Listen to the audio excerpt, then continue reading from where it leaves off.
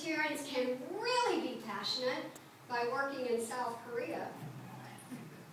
The more I did that, the more I kept learning about other Presbyterians in other parts of the country too, and all around the world, and Presbyterians with which the PCUS had just somehow reunited.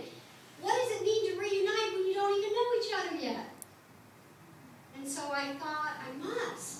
Not just did I feel called to come to seminary, but I thought, I must come to learn more about Presbyterians who are in this very other part of the country. And so that was the first time in my life I came to California, was when I was moving to start seminary, and I did it because the Koreans had told me to come to seminary.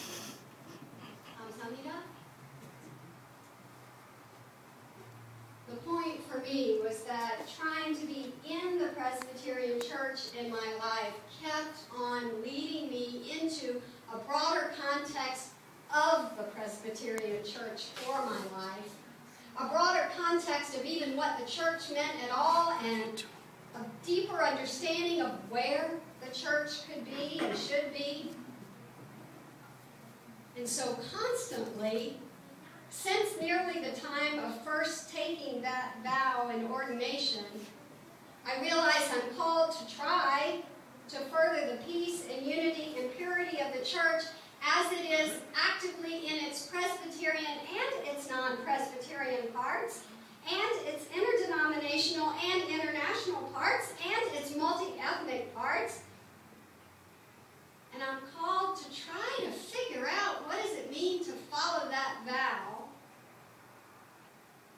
in sorting out how the church can ever hope to really lovingly reach deep into poverty and figure out how in the world it can stretch across faith lines, because except for our Slavic brothers and sisters, every other refugee population we work here with daily, and the kids I know who are dancing for you tonight, every one of them are coming out of backgrounds that are animist and usually also Buddhist. So how do we follow that vow? It wasn't for me, and it isn't, that ordination question seems absent of traditional pews. And I would like to point out that we have 3 pews in this room. They're even clean. We washed them yesterday. That's good. But last Friday, in the morning, on a sunny morning, we had a young man walk into the upstairs into our employment offices and steal a laptop. Some of the students and some of the staff sort of realized what was happening in that moment, and so after they saw the guy leave, some of our staff just instinctively went out also searching for him. Some of them got into cars, some of them went on foot. They went in each direction to try to find them. It had happened during a time when some of the students were on break from one of the classes, and one of them who had seen that guy enter, and the word was traveling down the block, saw the guy when he was at the gas station on the corner, and they relayed back to Tutu. Of course she's touching her phone now. Tutu, who is queen of the phone and of YouTube. And Tutu quickly put out the APB to the police and to many others, which ultimately led to the police and many other neighbors and some of our students and our staff uniting in an alleyway just down the street around the guy who was stunned to have been followed by so many people. So stunned, in fact, that he then tried to break into and steal a car for his getaway. And in the process of doing that, he dropped his backpack, which contained Paula's backpack. Paula read scripture for us earlier. We were happy to get that back, but we realized also in his backpack there were a lot of materials for stealing and identity fraud. There was a whole lot of meth, and there was a loaded gun.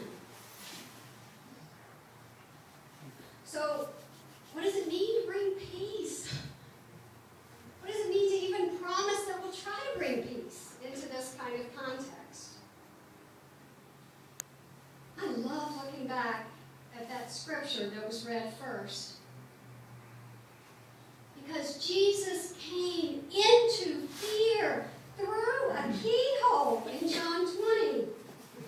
Jesus entered in with battle scars from the cross, not saying that we shouldn't have or should ever not expect violence ourselves, all around us.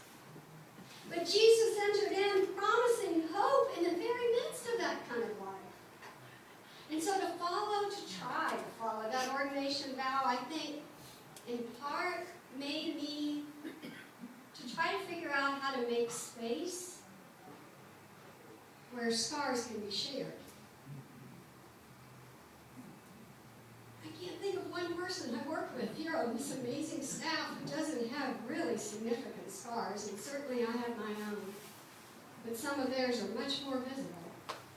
Ask Tutu about the ones on her face from being in the forced labor camp. Ask Mama Lua, who's walking back into the room now, about some of the scars she has down on her feet from running away as a mom through the jungles during the war. For Jesus, the scars and the holes were witness. And so I think to follow that ordination vow, we too must understand that those scars must be valued as witness, not hidden as trauma or hidden as shame. And I also believe with what we have been left with by Jesus, who came in through the keyhole, that somehow we also need to gain courage to confront where peace does not exist. And I hope that maybe through Emily, who's standing in the back as one of our interns in the FPU peace-building area of study, maybe we can warp him. Maybe we can connect again with that guy who has so many scars in his life that he felt led to that kind of theft and to take those kind of risks. Maybe that can be a part that we can do as firm staff in helping to build peace. And then how do we fulfill a vow for unity? I believe that John chapter 17 in that passage, in many different ways, first of all, affirms just how much the world disunifies all of us. The world has hated them, said Jesus, and he recognized that they are not one. As I and the Father, said Jesus, are one. They are not one in relationship. They are not united. Up here on stage, to the side of the communion table, is an important symbol for us, believe it or not, what you see in our ministries. And it is in itself a testimony to the most important symbol, which is the cross. But the symbol that is beside it here on stage is what we call a bamboo chicken trap. And a few years ago, I was given the real grace by God of having the chance and the push while working on my Doctor of Ministry degree to get to listen to a lot of my Lao brothers and sisters and colleagues. And as I listened to them, a very provocative and very sad message I heard from them was, in our lives, we feel like chickens that are caught inside a bamboo trap. Our families, they said, feel fractured, we feel disconnected, and we feel unsure about how we could ever reach out and touch the rest of the communities that are around us.